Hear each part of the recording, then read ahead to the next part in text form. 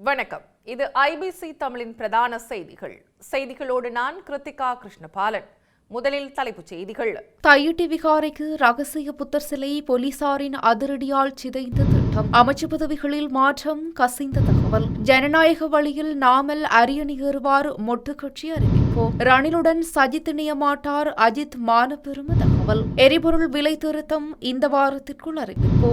மொட்டு கட்சியின் ஜனாதிபதி வேட்பாளர் நாமல் தகவல். 18 மாடி கட்டடத்திலிருந்து நபரொருவர் சடலமாக மீட்பு. தாக்குதலில் உயிரிழந்த 14 வயது சிறுவன் தந்தை அதிரடி கைது. தொடர்வென விரிவான செய்திகள்.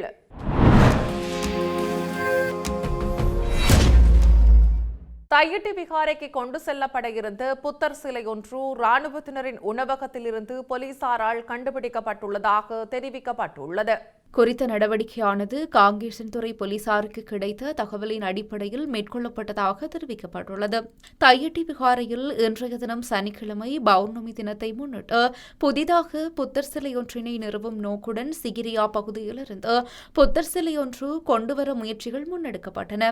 அதற்கு தமிழ் தரப்பினர் மத்தியில் கடும் எதிர்ப்புகள் கிளம்பிய நிலையில் கடந்த 30ஆம் தேதி தையிட்டி விகாராதிபதி தமது விகாரைக்குள் எந்தவித புதிய கட்டுமானங்களையும் தான் செய்ய மாட்டேன் என்றும் விசேட பூஜைகளுக்கோ பெருகரா போன்ற எதற்கும் தான் அனுமதி கொடுக்கவில்லை என்றும் ஊடகங்களூடாக அறிவித்திருந்தார். இந்நிலையில் இன்றைய தினம் புத்தர் சிலையுடன் பௌத்த பிக்கு ஒருவரின் தலைமையிலான குழு ஒன்று காங்கேசன்துறை பகுதியில் உள்ள ராணுவத்தினரின் சிற்றுண்டி சாலையில் காத்திருந்த வேளை காங்கேசன்துறை போலீசாருக்கு கிடைத்த ரகசிய தகவலின் அடிப்படையில் அங்கு விரைந்த போலீசார் புத்தர் சிலையை மீட்டதுடன் புத்தர் சிலையை எடுத்து வந்த பௌத்த பிக்கு தலைமையிலான குழுவினரையும் போலீஸ் நிலையம் அழைத்துச் சென்று மேலதிக விசாரணைகளை முன்னெடுத்துள்ளனர்.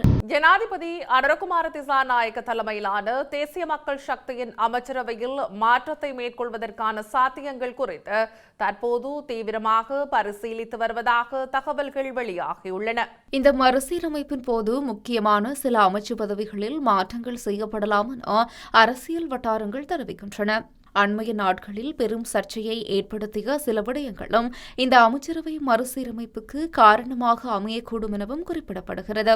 எனினும் எந்த அமைச்சு பதவிகள் மாற்றப்பட உள்ளன என்பது குறித்து இதுவரை இறுதியான முடிவு எடுக்கப்படவில்லை என தெரிவிக்கப்பட்டுள்ளதாக தெற்கு ஊடகம் ஒன்று செய்தி வெளியிட்டுள்ளது. எனினும் இந்த விவகாரம் தொடர்பில் ஆளும் தரப்பிலிருந்து அதிகாரப்பூர்வமாக எந்தவித அறிவிப்புகளும் வெளியிடவில்லை என்பது குறிப்பிடத்தக்கது. தேசிய மக்கள் சக்தி அரசாங்கம் வீட்டிற்கு அனுப்பப்படும். மாகாண சபை தேர்தலில் அதற்குரிய ஆரம்ப புள்ளி வைக்கப்படும். ஜனநாயக வழியில் நாட்டை பொறுப்பேற்பதற்கு நாமல் ராஜபக்ஷ தயாராகவே இருக்கின்றார் என்று ஸ்ரீலங்கா பொதுஜன பெரமுன கட்சி தெரிவித்துள்ளது. மொட்டு கட்சி தலைமையகத்தில் நேற்று நடைபெற்ற ஊடக சந்திப்பின் போதே முன்னாள் ராஜாங்க அமைச்சர் சானக வக்கும்புர மேற்கண்டவாறு தெரிவித்துள்ளார். அது தொடர்பில் அவர் மேலும் கூறுகையில், ஸ்ரீலங்கா பொதுஜன பெரமுன கட்சி வலுவடைந்து வருகின்றது. முடிந்தால் மாகாண சபை தேர்தலை நடத்தி தமது பலத்தை காட்டுமாறு தேசிய மக்கள் சக்தி அரசாங்கத்திற்கு சவால் விடுகின்றோம்.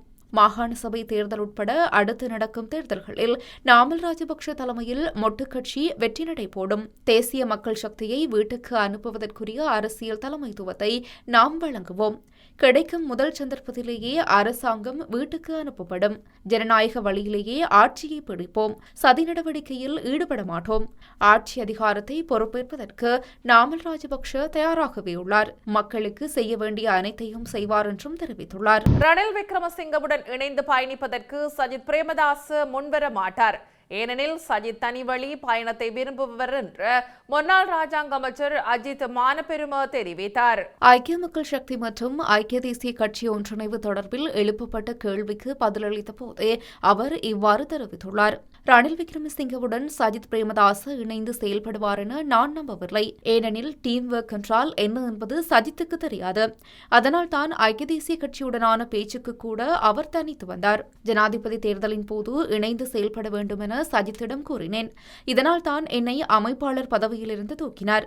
ஐக்கிய தேசிய கட்சி மற்றும் ஐக்கிய மக்கள் சக்தி என்பன இணைந்தால் கூட டீம் ஒர்க்கிற்கு சஜித் இடமளிப்பார் என நான் கருதவில்லை. ஐக்கிய மக்கள் சக்தியிலிருந்து வெளியேறிய நான் மீண்டும் அக்கட்சியில் இணையும் முடிவில் இல்லை என்றும் அவர் சுட்டிக்காட்டியுள்ளார். ஜனவரி மாதத்திற்கான எரிபொருள் விலை திருத்தம் இந்த வாரத்திற்குள் அறிவிக்கப்படும் என்று தெரிவிக்கப்பட்டுள்ளது. விலை சூத்திரத்தின்படி ஒவ்வொரு மாதமும் கடைசி 30ஆம் தேதி எரிபொருள் விலைகள் அறிவிக்கப்பட வேண்டும். இந்த முறை அது சற்று தாமதமாகியுள்ளது. கடந்த ஒரு மாதமாக உலக சந்தையில் எரிபொருள் விலைகள் சிறிது குறைந்துள்ளதையும் அவதானிக்க முடிவதாக பொருளாதார நிபுணர்கள் தெரிவித்துள்ளனர்.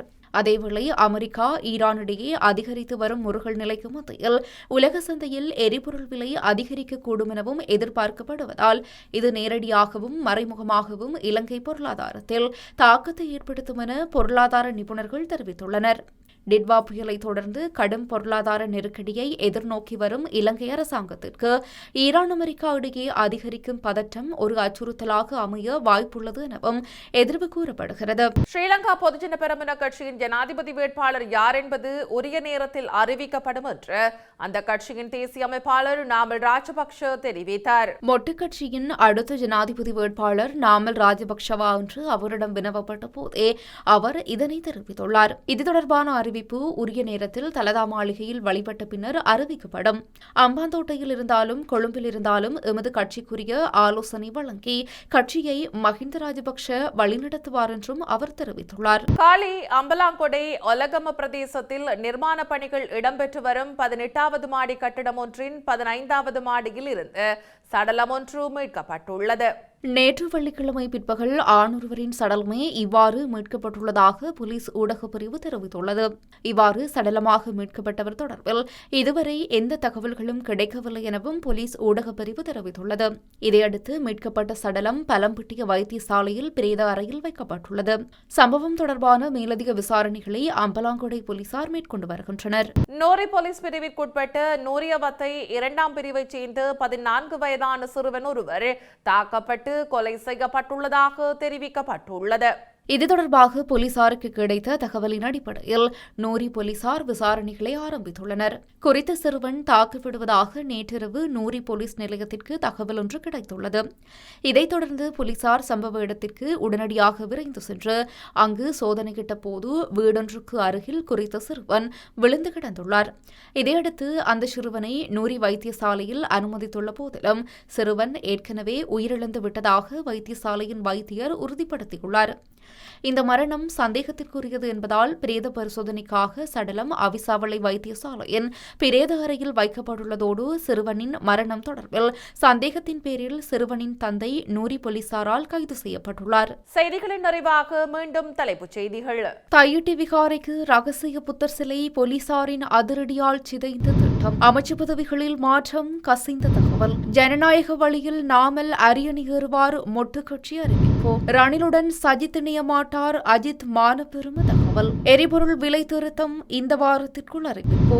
மொட்டு கட்சியின் ஜனாதிபதி வேட்பாளர் நாமல் தகவல். 18 மாடி கட்டிடத்திலிருந்து நபரொருவர் சடலமாக மீட்பு. தாக்குதலில் உயிரிழந்த 14 வயது சிறுவன் தந்தை அதிரடி கைது. இத்துடன் ஐபிசி தமிழின் பிரதான செய்திகள் நிறைவு பெற்றன. செய்திகளை உடனுக்குடன் அறிந்து கொள்ள ஐபிசி தமிழ் நியூஸ் என்ற யூடியூப் பக்கத்தினூடாக இணைந்திருங்கள். வணக்கம்.